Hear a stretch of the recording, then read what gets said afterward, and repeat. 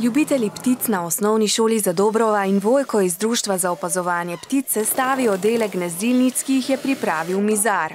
Nato pride na vrsto vrtanje manjših in večjih lukenj, skozi katere bodo ptice različnih velikosti vstopale v gnezdilnice. Naredili smo mi tukaj za veliko sinico, drugače pa moramo narediti pravilno velikost za določeno vrsto ptice, da ne pridejo večje ptice, da se ne urinejo in da ne pridejo noter plenilci. Uporabijo zdrav les in naredijo dobro streho.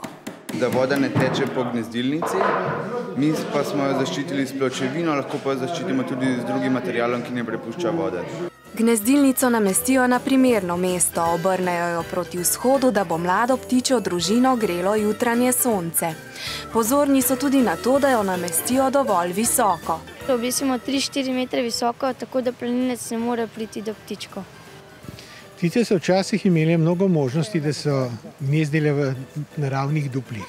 Teh naravnih duplih je zdaj bistveno manj, zaradi intenzivnega sedarstva, zaradi urejanja parkov in s tem zmanjkuje mesta, prostora za valjenje. Zdaj je čas, ko si ptice poiščejo in izberejo prostor za gnezdenje. Marca se bodo samičke in samčki začeli ženiti, aprila ali maja pa se jim bodo v gnezdilnicah pridružili mladički.